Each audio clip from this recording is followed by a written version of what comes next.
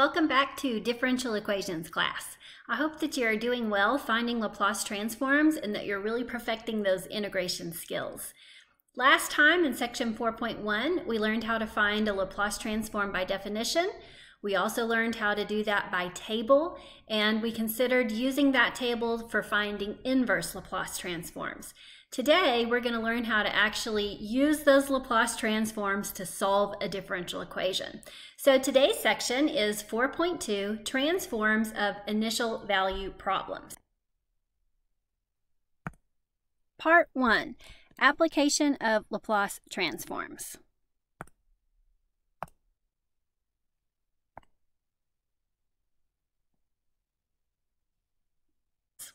Part 1, Application of Laplace Transform. Our goal today is to transform a differential equation into an easy-to-solve algebraic equation. Remember, we did this in Chapter 2 when we solved differential equations using the characteristic equation. We're going to see something similar happen with Laplace transforms. The differential equation that we're going to be considering today is second order. You can see the second derivative there. In this case, it is non-homogeneous. It is linear, and we are dealing with constant coefficients. Later, we will change those to variable coefficients, which is what the Laplace transform is so good for. We're going to look at a couple of initial conditions, x of 0 equals x naught, and x prime of 0 equals x naught prime. An interesting thing about using Laplace transforms to solve these initial value problems is that the initial conditions seem to disappear with the Laplace transform. You're going to see that it's very convenient to deal with the initial conditions using this method. Previously, we would find a general solution, then we would apply the initial conditions to turn it into a particular solution. With Laplace transform, we're going to program those conditions in very early in the problem, and we'll end up with a particular solution. So the process is to transform each term of the differential equation. If I look at these last two terms, we'll have no problems there. We can either do that by definition or even more conveniently using the table. But the first two terms are different. We haven't yet learned how to transform a derivative. So we need a little bit of background information in order to finish this problem. So let's talk about how do we transform first and second derivatives. We'll begin with transforming a first derivative. So here you see the formula for transforming a first derivative, but we're actually going to derive that formula. Let's find the Laplace transform of f prime of t by definition. The definition states that we integrate from 0 to infinity e to the negative st times our function, which happens to be f prime of t. Our variable of integration is t.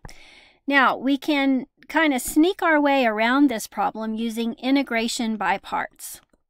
Suppose that u is equal to e to the negative st, then du would be negative s e to the negative st dt.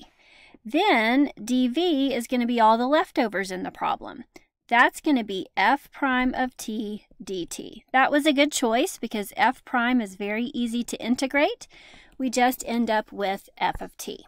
So let's take these and plug them into our problem. Now I'm going to scoot over here to the left just to take advantage of the white space. Applying integration by parts, we have u times v, that's e to the negative st, f of t. This is still to be evaluated from 0 to infinity, minus the integral from 0 to infinity of voodoo, or v du. V is f of t, and du is negative s. Let's take that negative and cancel the negative that's already present, and we end up with se to the negative st dt. Now, working on evaluating our first term from the upper and lower limits, Notice that when we plug infinity in for t in the first part, e to the negative st goes to 0. Remembering that f of t is of exponential order, when we plug infinity in as our upper limit, that's going to all go to 0 for our first term. So evaluating our first term with the limit as v goes to infinity, if we want to get very technical there, we get 0 for the upper limit minus, now plugging the lower limit in for t, we end up with this expression. So that takes care of the first term there. For the second term, I want you to notice that our variable of integration is t, and we have an s in the integrand. S is constant with respect to t. That means that it is legal for me to factor that in front of the integral sign, and I'm going to rearrange the order of our factors here and write it e to the negative st f of t dt. I'm not going to be able to evaluate that integral, but hopefully that you notice right here we have the definition of the Laplace transform.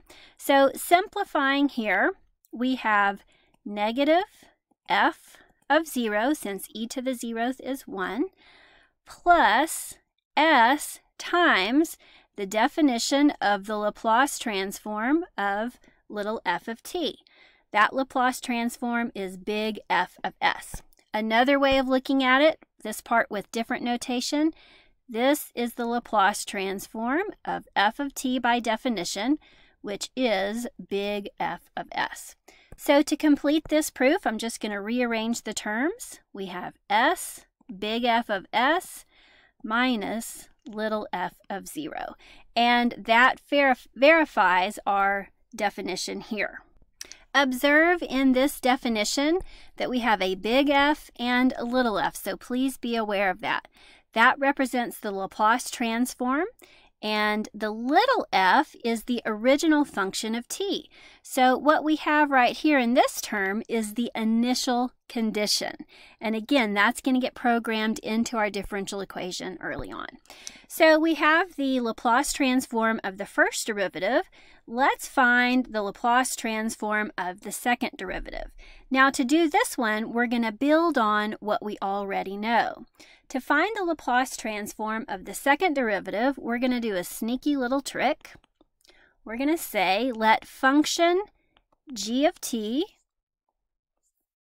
equal function f prime of t. Then we could say g prime of t must be equal to what? I hope you said f double prime of t. So to find the Laplace transform of f double prime of t, that's what we're trying to calculate, we can do it in terms of the Laplace transform of g prime of t, because f double prime in our assumption is equal to g prime of t.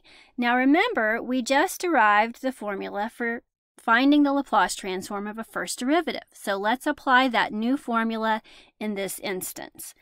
This is going to become s times big G of s minus little g of 0. So far, so good? Now, the only problem is we don't need a function g, we need the original function f. So let's go back and undo the substitution that we just did. So g, remember, is f prime of t. So it might be easier to see this formula as s times the Laplace transform of g of t. Same thing, different notation. Then we can replace g of t with f prime of t. And we can also recognize here that g of 0 is f prime of 0. So finishing here with the formula we derived previously, the Laplace transform of f prime of t is s big F of s minus little f of 0. Let's clean that up just a little bit and call it s squared big F of s minus s little f of 0 minus f prime of 0.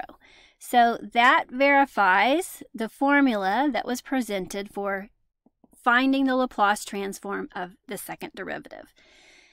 Those are the two formulas that we're going to be using when we transform an entire differential equation. Again, please pay close attention to big F, that represents the Laplace transform. It will always be a function of s. And little f, that's a function of t. And what you're going to see is you've got your two initial conditions programmed in right there with the Laplace transform. In case you have to transform a higher order derivative, let's go ahead and generalize this formula. The Laplace transform of the nth derivative of t is going to be s to the nth power times big F of s minus s to the n minus first power times little f of 0 minus s to the n minus 2 power times f prime of 0. And we're going to continue subtracting these initial conditions until we get to our very last one, which is the n minus first derivative evaluated at 0. So those are the formulas that we're going to need initially to solve a differential equation. So let's take these new formulas and apply them to actually transforming an initial value problem. Now, I hope that you didn't print these notes on both sides of the paper because we really don't have enough room to work this problem here. So I'm going to get started here. You'll probably need some extra paper to write down this problem. Example 1, use Laplace transforms to solve x double prime minus 3x prime plus 2x equals e to the negative 4t, subject to x of 0 equals 1 and x prime of 0 equals 5. Now, before we jump into the Laplace transforms, I want you to observe this problem. Notice it's a second order, linear, non-homogeneous differential equation with constant coefficients. So we have already learned how to solve this in Chapter 2. Remember, we solved the corresponding homogeneous equation with the characteristic equation. Then we find a particular solution of the same nature of the non-homogeneous term, and we put that all together to create the general solution. So we do have a means for solving this differential equation, but now we're going to learn how to do it with Laplace transforms. So you might be thinking, well, then what's the purpose of the Laplace transforms? They're very useful when we have non-constant coefficients. So let's go ahead and learn this method on a simple problem. So we first want to transform every term of the differential equation. So we'll begin with that. We'll find the Laplace transform of x double prime minus 3 times the Laplace transform of x prime. Notice I'm using the linearity property there to factor the 3 in front of the operator, just like we would with a derivative or integral. So the next term then would be 2 times the Laplace transform of x, and this is going to be equal to the Laplace transform of e to the negative 4t. So let's calculate these transforms. The first term is the Laplace transform of x double prime. Recall, we looked at that formula right up here, but instead of the function f, we have the function named x. So when we find the transform of little x, we're going to get big X of s. So the Laplace transform of x double prime is s squared. Now, I'm going to draw a big X, that's a capital X, and I'm going to remind you that is a function of s. Following that formula, next we have s times little x of 0 minus x prime of 0. So we have big X and we have little x. Again, I'm getting this information from this formula right here. So we have s squared times, in our case, big X minus s times ours has an x here and a little x here. Okay, so I'm using that formula and applying it to this problem. Let's continue on with the first derivative. We've got minus 3 times the Laplace transform of x prime. That was the first formula that we derived. So we're looking at this particular formula, but instead of using f, we have variable x. So the Laplace transform of x prime becomes 3 times, we're going to have a couple of terms here, so I'm going to use my brackets, s big X of s minus little x of 0. Let's continue to the third term of our differential equation, which is 2 times the Laplace transform of x. That's going to give us big X of s. And finally, over here on the other side, we have the Laplace transform of e to the negative 4t. Let me remind you, you can use your table of transforms, and this one is our EAT formula. We use this one quite a bit. So we've got e to the negative 4t. E to the at transforms as 1 over s minus a. So this transforms as 1 over s minus negative 4 or s plus 4. Okay, that's pretty complicated. Be careful how you write your terms. Distinguish between big X and little x. Also, in this step, I have included the argument s in parentheses with big X to remind you that it is a function of s, but I'm going to simplify this a bit and drop the arguments so that we can distinguish between what's an argument and what's actually the variable s. Also, we can go ahead and apply our initial conditions. So notice from our problem, x of 0 equals 1. That's this part right here. We're going to replace that with 1. Also, we have x prime of 0 equals 5. So we can go ahead and program that in early. Over here, we have another x of 0. That's equal to 1. So let's simplify quite a bit on this next step.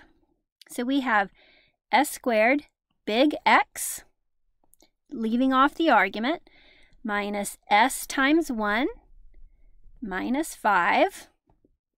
Distributing our 3, we have minus 3s big X plus 3 times 1 plus 2 times big X equals 1 over s plus 4. So our two variables here are big X and little s. Our goal now is to solve for x. So goal at this point, solve for big X. Remember, big X, or big X of s, is the Laplace transform of little x of t. So if I can find big X and inverse transform it, I'll have the solution to the differential equation. Now, it may seem complicated at first, but we have whittled it down to algebra, and this part will be pretty straightforward. So let's work on solving for x. I'm going to keep all my x's on the left, and I'm going to factor out their coefficients, and we'll move everything without an x over to the right side. So we have big X times s squared minus 3s plus 2. And we'll move everything without a big X over to the other side. We have 1 over s plus 4 plus s. Now notice on the left side we have negative 5 plus 3. That's minus 2.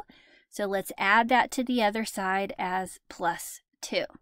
Now we're about to isolate big X, so it would be convenient to go ahead and combine fractions over there on the right side.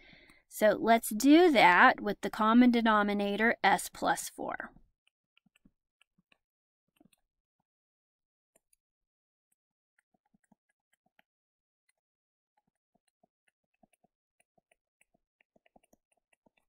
Then we can go ahead and simplify that numerator.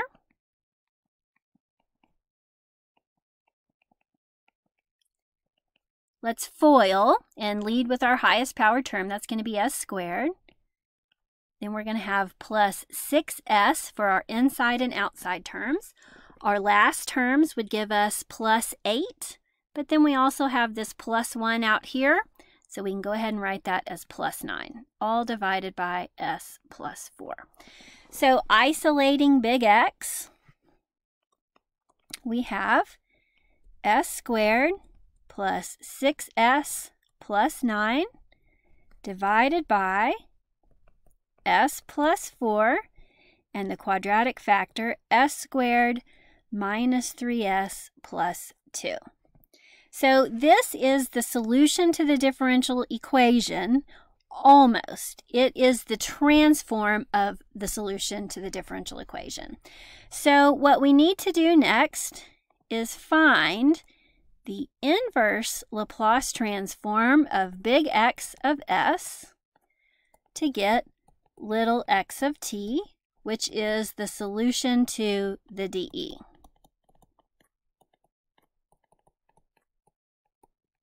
Okay, so we transformed term by term in that differential equation. We were able to algebraically solve for big X, which represents the Laplace transform of the solution. So all we lack now is to find the inverse Laplace transform of big X to get little x of t. And that will be the particular solution to the differential equation. So again, I mentioned before we need a little bit of space. So find yourself some workspace, maybe the back side of the page. I'm just going to open up a whiteboard here and look at finding the inverse Laplace transform of big X of s. So at this point, we have big X equals s squared plus 6s plus 9 divided by s plus 4 times s squared minus 3s plus 2. Now looking at the nature of that function, observe that on our table of Laplace transforms, we don't have anything that looks as complicated as that. So what we're going to need to do is simplify this function, and we're going to need to separate it using partial fractions. Let's start by factoring the denominator. I'm going to leave the numerator as is.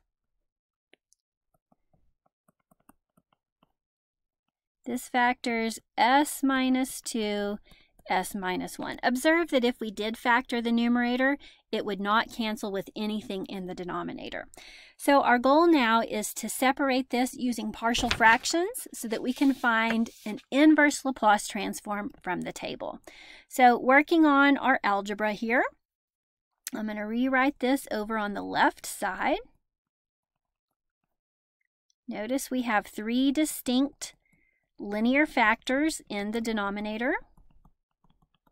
So separating this with partial fractions, we would obtain a over s plus 4 plus b over s minus 2 plus c over s minus 1. Okay, now let's go ahead and multiply everything in that fraction on both sides by the lowest common denominator. So I'm going to multiply both sides by the lowest common denominator, which is s plus 4 times s minus 2 times s minus 1. So everything will cancel on the left side, and we end up with s squared plus 6s plus 9. And distributing over here on the right side, taking this common denominator and applying it to each of those 3 terms,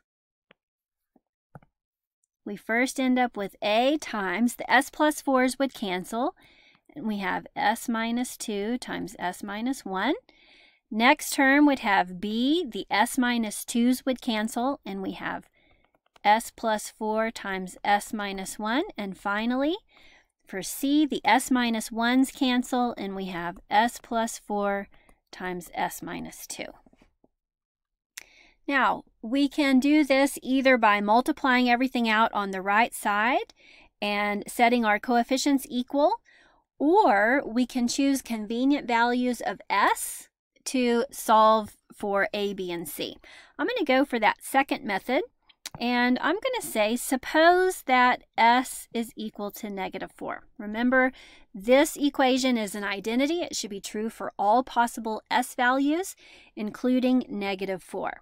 So plugging -4 in for s on the left side, we would have -4 squared plus 6 times -4 plus 9.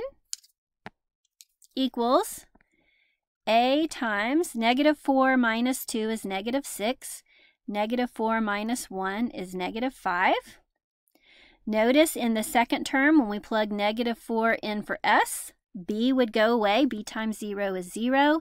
And plugging -4 in here would also zero out. So we can use this to solve for a.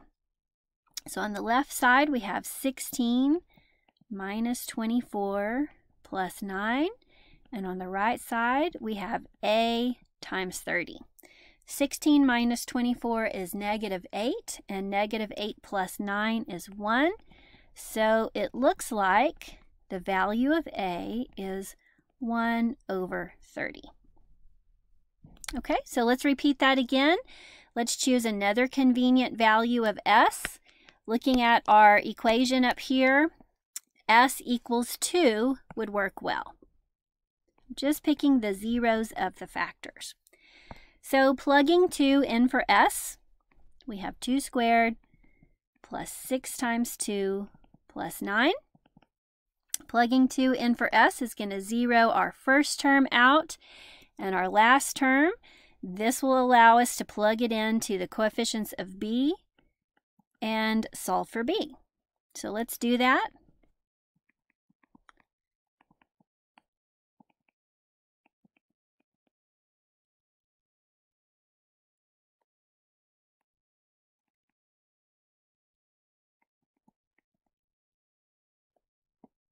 Looks like b is 25/6. Okay, we have one more constant c to determine. We've used -4, we've used 2. Let's use s equals 1. So plugging s equals 1 into the left side of our equation, we have 1 squared plus 6 times 1 plus 9. And on the right side of our equation, plugging in 1, the first and second terms are going to cancel. And we end up with c times 5 times -1. On the left side here, we have 16. This equals c times -5, so it looks like c is going to be equal to -16/5. So far, so good? All right, so let's go back up to our partial fraction expansion. Remember, this was big X of s. We have it expanded into 3 individual fractions. Now we're going to update those fractions with our new constants. Okay, so back to big X of s. Again, it was a over s plus 4. We figured out that a is 1/30. So we have 1/30 times 1 over s plus 4. Next, we had b over s minus 2, and we figured out that b is 25/6. So we can write 25/6 times 1 over s minus 2. And last, we had c over s minus 1. We figured out c is -16/5. So we can update this to -16/5 times 1 over s minus 1. Now, the reason that we used partial fractions to expand this is because now we have individual terms that we can locate on the table of Laplace transforms. So let's check that out.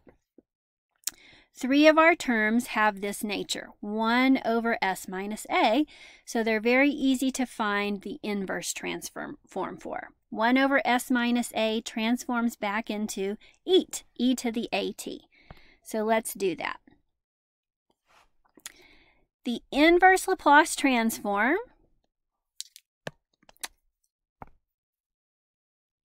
of big X is little x of t, which is the solution to our original differential equation. So we're going to find the inverse Laplace transform of big X. Applying this to each term and factoring out our constants, we have 1 over 30 times the inverse Laplace transform of 1 over s plus 4 plus 25/6 times the inverse Laplace transform of 1 over s minus 2 minus 16 over 5 times the inverse Laplace transform of 1 over s minus 1. Okay, I think I'm going to write down our formula over here. The inverse Laplace transform of 1 over s minus a from the table was e to the at. So that's the formula that I'm going to use to inverse transform. Carrying that out, we have 1 over 30 times e to the negative 4t. Now remember, a is negative here, but it's positive here, so I'm changing the sign of a. Plus 25 over 6 times e to the positive 2t minus 16 over 5 times e to the t. That is the solution to our original differential equation. And in fact, it is a particular solution. So let's go back and look at the original differential equation for just a minute. I mentioned at the beginning of this problem that we could solve this using the characteristic equation and finding x sub p, making an assumption about its nature based on this non-homogeneous term. Once we did that, we would get a general solution, we could apply our initial conditions, and we would finally arrive at the solution. Now, using the Laplace transform method, we have arrived at that solution.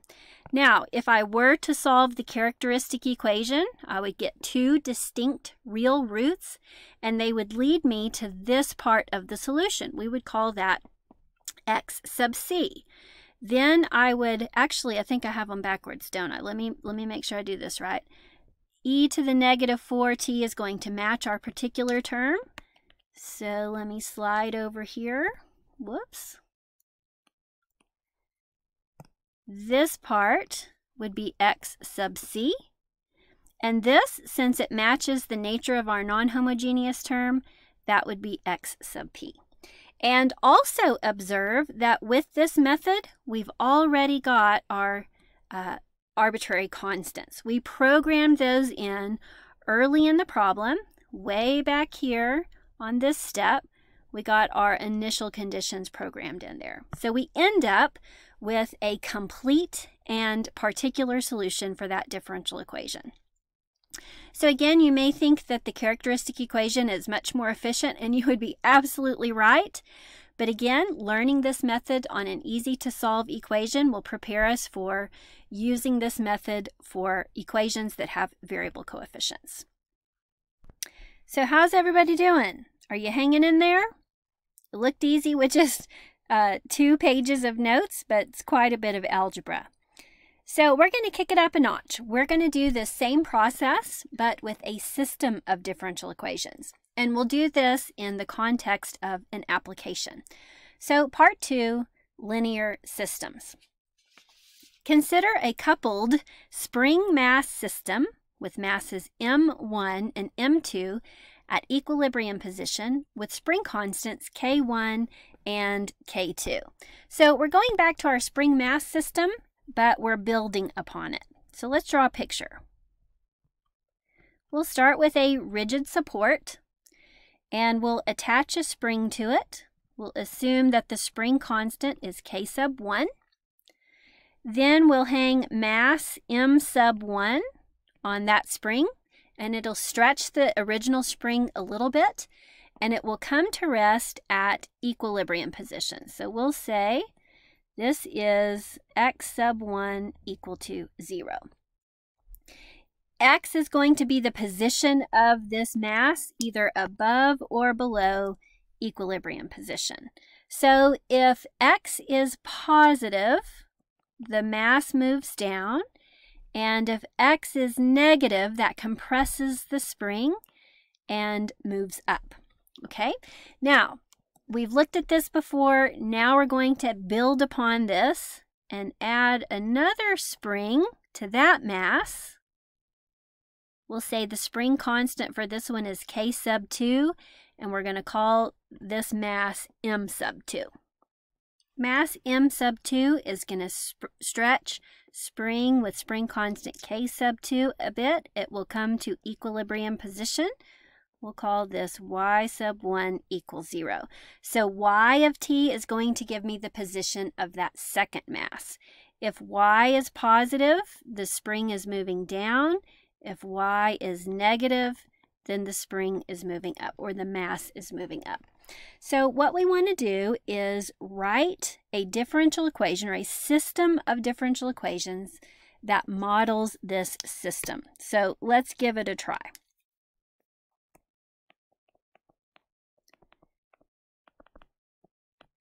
Recalling that force equals mass times acceleration, we could say mass m sub 1 times the acceleration x double prime is going to be in the opposite direction of Hooke's law. Remember, Hooke's law is spring constant k times displacement x.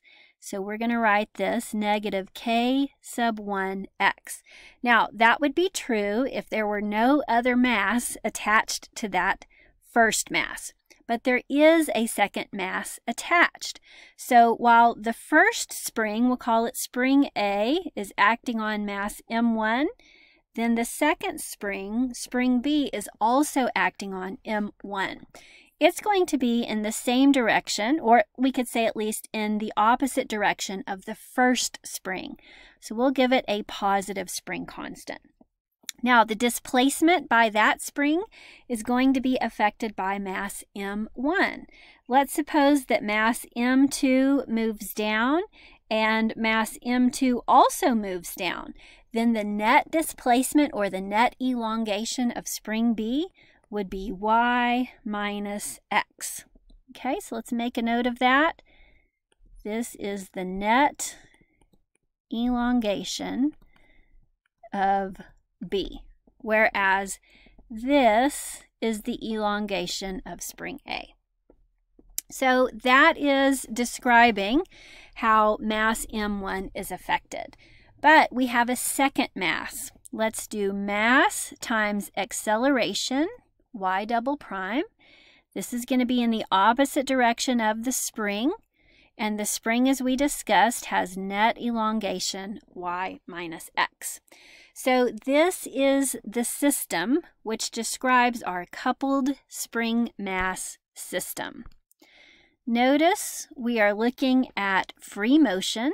That's no external forces. Remember, that occurs whenever I move the base. In this case, the base is rigid, so we don't have any external forces.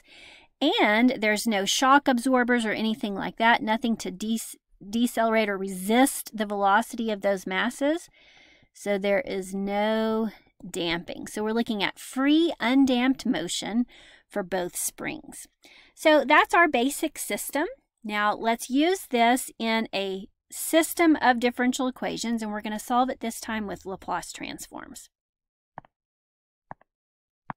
Example 2, interpret and solve. Now, just by looking at the form of this system of differential equations, we can see that k sub 1 is equal to 6, and we can see that the spring constant k sub 2 is equal to 4. Also, we can observe from the initial conditions that both masses begin in equilibrium.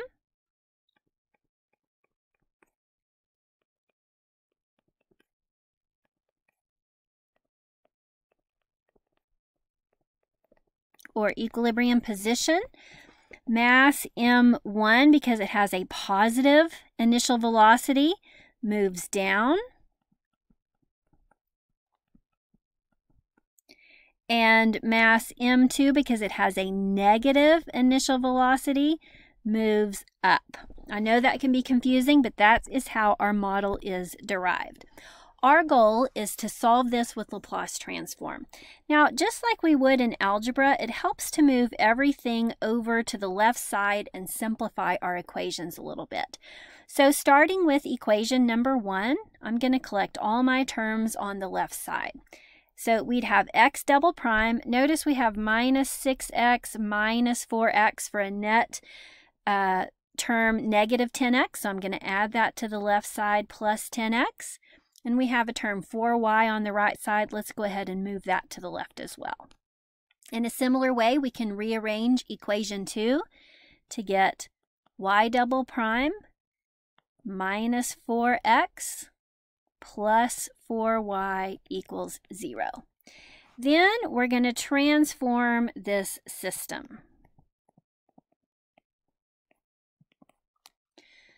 Applying the Laplace transform to each term, starting with x double prime, the Laplace transform of x double prime is s squared big X of s minus s little x of 0 minus little x prime of 0. So that transforms x double prime.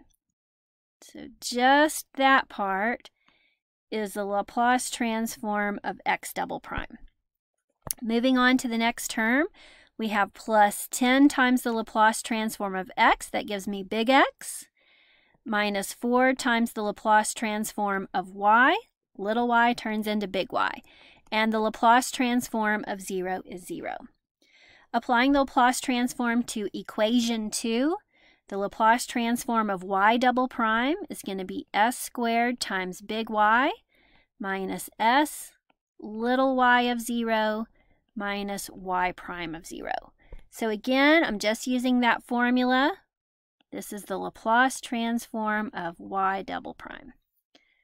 Continuing with the rest of the equation, we have minus 4 times big X plus 4 times big Y equals 0. Let's go back and program in the initial conditions. We'll group this step together. Next step, we're going to evaluate those initial conditions. So x of 0 from the given problem is 0. So that term goes to 0. X prime of 0 is 1. So we're going to put a 1 here. Y of 0 is 0. So this term also goes away. Y prime of 0 is negative 1. So simplifying, we have s squared big X minus 1 plus 10x minus 4y equals 0. And equation 2, s squared big Y minus negative 1 or plus 1 minus 4x plus 4y equals 0. So we have converted our problem from a differential equation to a set of algebraic equations. Our goal now is to solve this set of algebraic equations for big X and big Y, which represent the transform of little x and little y.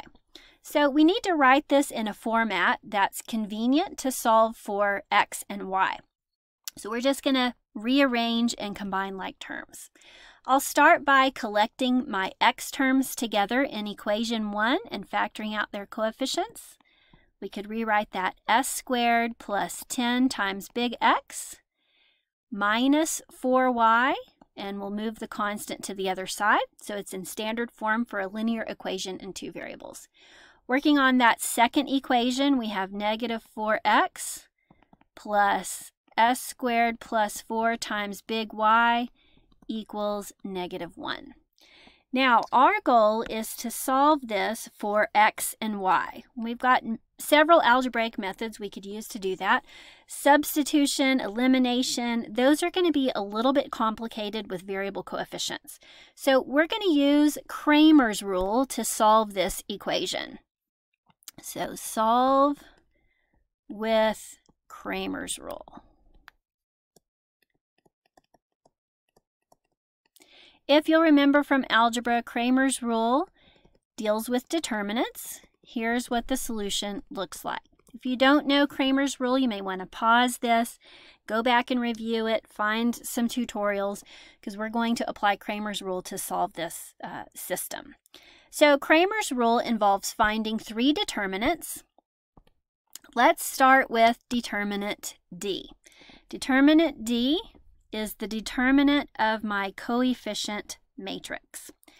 So that's going to have coefficients s squared plus 10 and negative 4 for x, negative 4 for y, and s squared plus 4 for y here. Remember, when you calculate a little 2 by 2 determinant, you find the forward diagonal product and then you subtract the reverse diagonal product. Has to be in that order to get the right sign.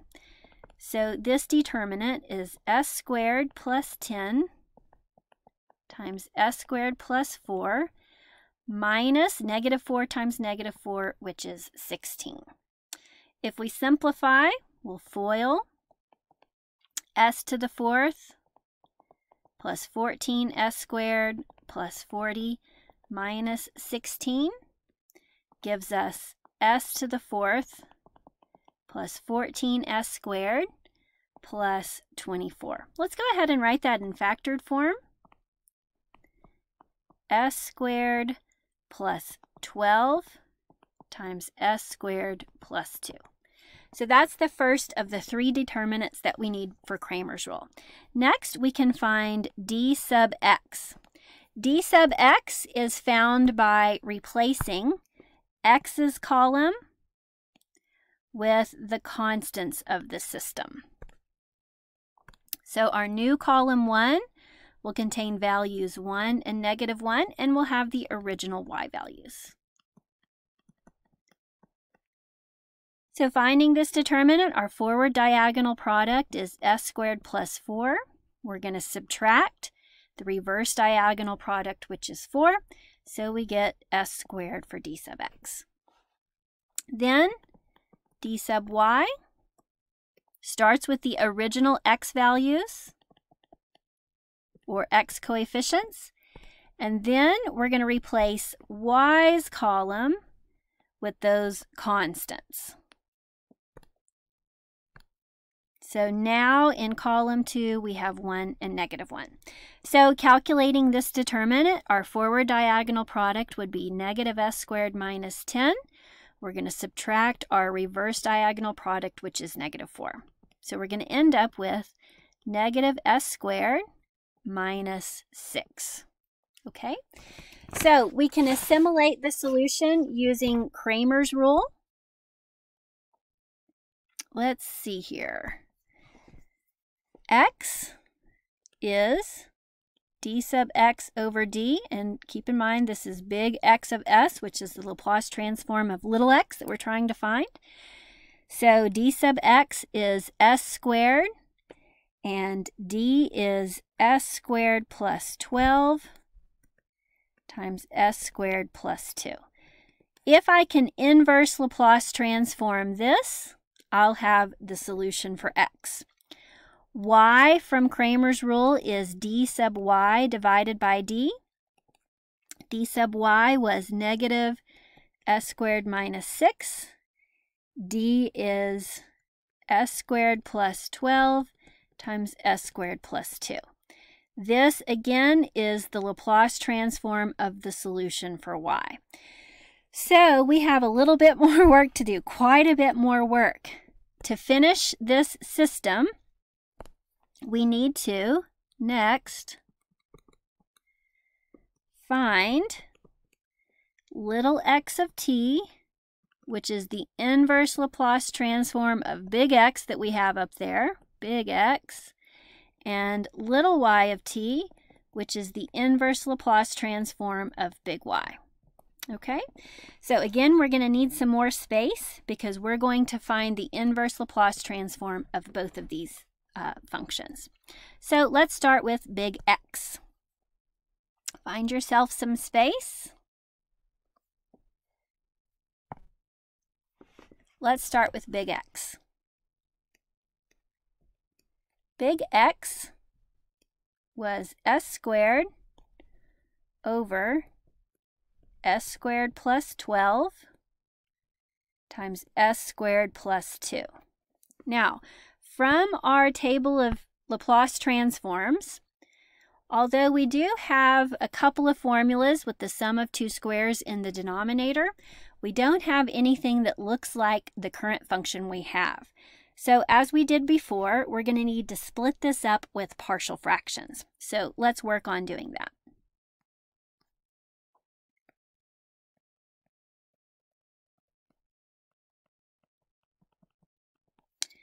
Notice in the denominator this time we have irreducible quadratic factors. So each of those factors is going to get its own partial fraction. And generally, when you have a quadratic denominator, you're going to need a linear numerator. You're going to need something like this. However, because there's no linear term in either of those factors, and there's no linear term upstairs, we're going to be able to simplify this problem in this one case with a constant numerator. Remember, this is a special case. In general, you do need a linear numerator. And we can do the same thing over here. Let's call this one A and this one B. Multiplying both sides by the common denominator of both of those factors, we'd end up with s squared equals A times s squared plus 2 plus b times s squared plus 12.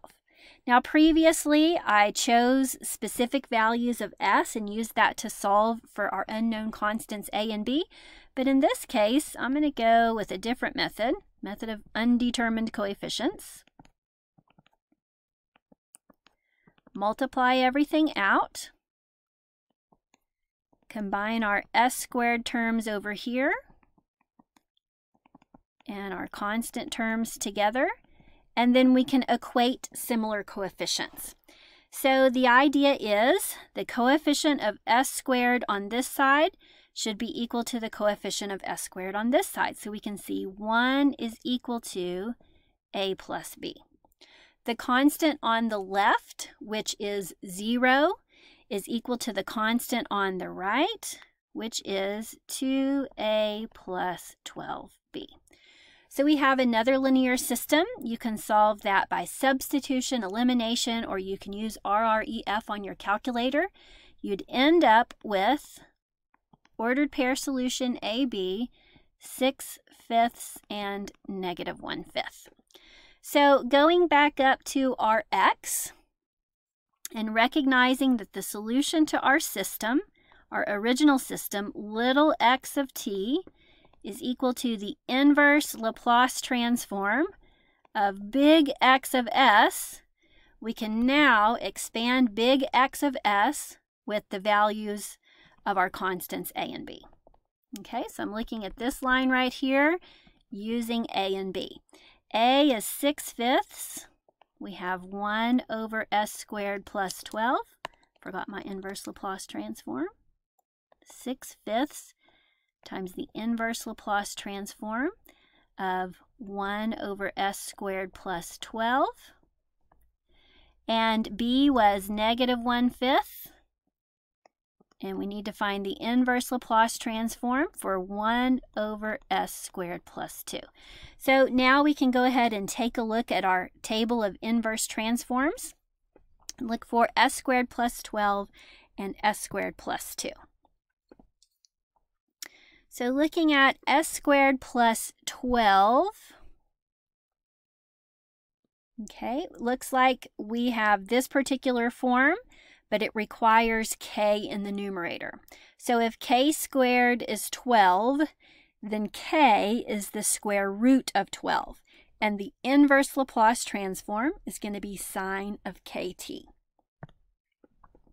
So we have 6/5 times sine of kt. That's going to be the square root of 12 times t. I'll go ahead and write it like that at this point. Oops, hold on. Backtrack a little bit. I bet y'all noticed. Before I can do that, I need to get that k in the numerator, right? So I'm going to write it like this. I'm going to multiply and divide by the same constant. Now it matches what it should look like in the table. Okay, so the square root of 12 in what we wrote down right there is to account for this k in the formula. We're going to do the same thing with this second term. We're going to need a square root of 2 in that numerator. So we're going to divide by square root of 2. Not actually changing the value of the functions, just getting them in the correct form. And again, this has an inverse transform sine of kt. So we have 6/5. Let's go ahead and simplify that square root of 12 to 2 square root of 3. Sine of k, which is 2 square root of 3, t, and I'm going to sneak that t there in the middle, minus 1 over 5 square root of 2 sine of k t. I'm going to put t there on the left. So simplifying just a bit on the right, we can cancel the 2. And notice 3 divided by the square root of 3 is the square root of 3 over 5 sine of 2 t square root of 3.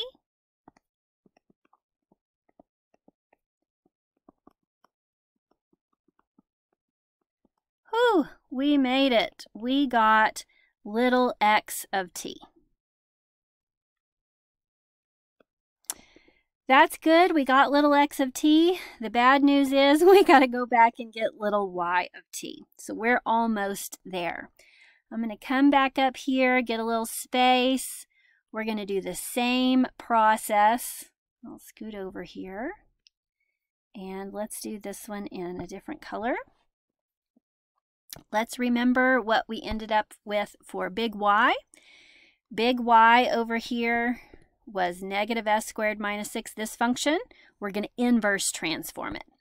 And we are almost done. So big Y was negative s squared minus 6 divided by s squared plus 12 times s squared plus 2. Hang in there, guys. We are almost there. So to inverse transform this, we're going to have to break it up again with partial fractions.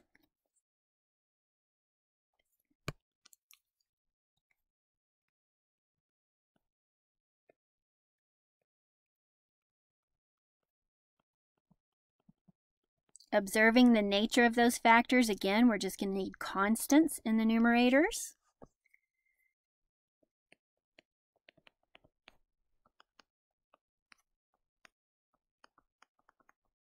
Multiply both sides by the LCD.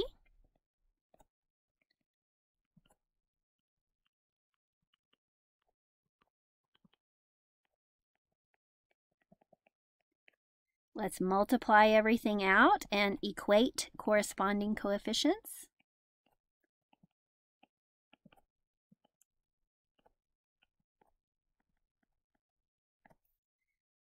I'm going to gather up my quadratic terms.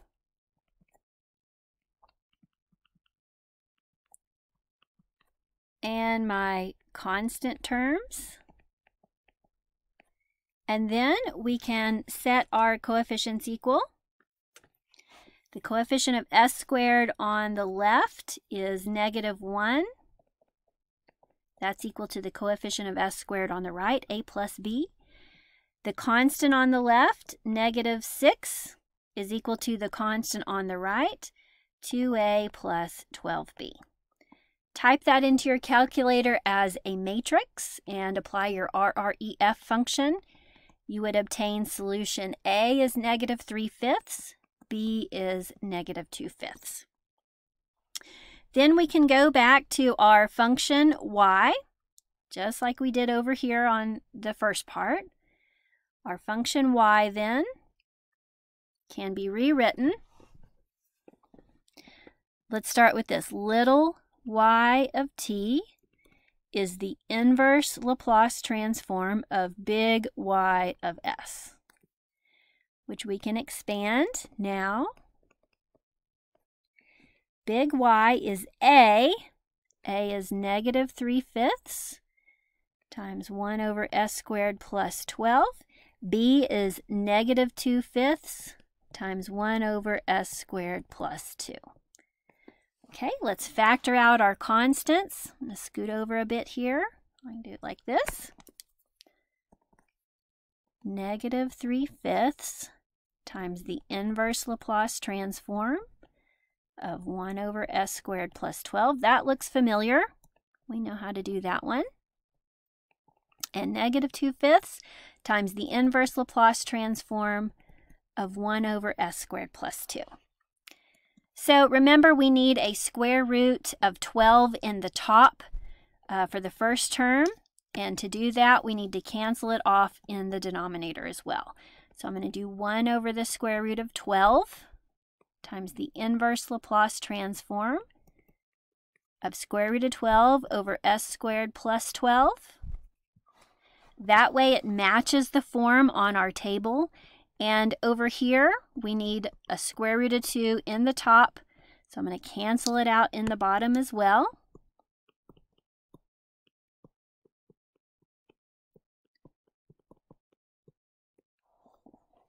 And let's transform and simplify.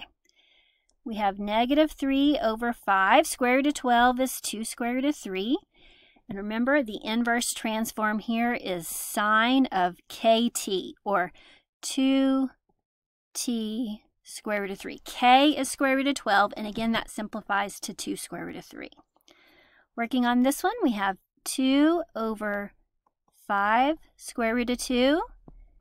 Sine of square root of 2 times t, or I'm going to write t square root of 2.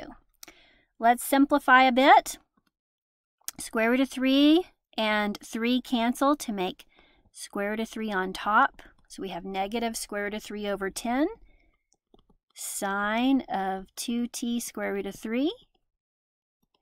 This reduces to square root of 2 over 5. Sine of t square root of 2. So we have arrived finally at our solution. So I'm going to make it official, and we're going to look at the nature of the behavior of these masses. We found little x of t, which was the position of mass m1, was square root of 3 over 5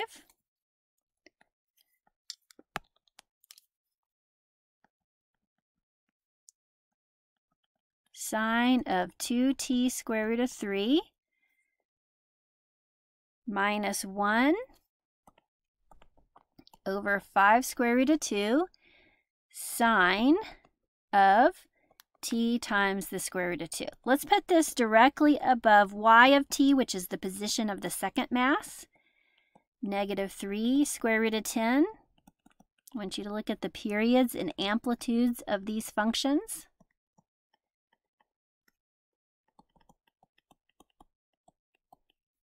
This is the solution to that system. X gives the position of mass m1, and y gives the position of mass m2. So these two here have the same period. Notice the amplitudes are in opposite signs. So in some cases, the masses are oscillating in opposite directions, but with the same period. So masses are in sync in some cases, and they are oscillating in opposite directions.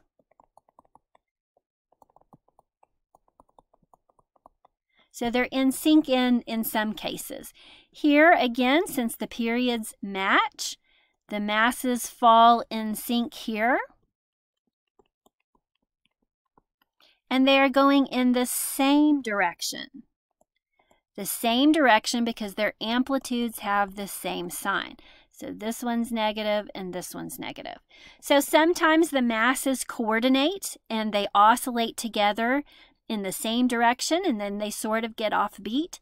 And they oscillate in sync but in opposite directions, and then sort of get off beat and rotate from there. All right, guys, thanks for hanging in there with me on this video. I hope that it was helpful. I want you to realize we only solved 2 problems in this set of notes. They're pretty long and involve lots of algebra, lots of details. So please take your time and be careful on your homework. And always feel free to email me if you have any questions. Thanks for listening. See you later. Part 1, Application of Laplace Transforms. The goal of this section is to transform a differential equation into an easy-to-solve algebraic equation. We did this in Chapter 2 when we solved second-order homogeneous and non-homogeneous differential equations with constant coefficients using the characteristic equation. Today we're going to do that same thing using Laplace transforms. So we'll begin with an initial value problem with a differential equation that looks something like this. Notice this is a second-order differential equation that's non-homogeneous, and it does have constant coefficients. It's also linear. So we're going to transform this into an algebraic equation using Laplace transforms. We have 2 initial conditions given, x of 0 equals x naught, and x prime of 0 equals x naught prime of 0. We are going to solve this using Laplace transforms, remembering that the transform has a linearity property. That is, we can transform each term individually and factor out the constants as we go. Notice these 2 terms we'll have no problems finding the transform of because we're simply dealing with functions of t there. But these 2 terms are different. We haven't yet learned how to find the transform of a derivative. So we've got a little bit of a background work to do before we can actually start solving those differential equations.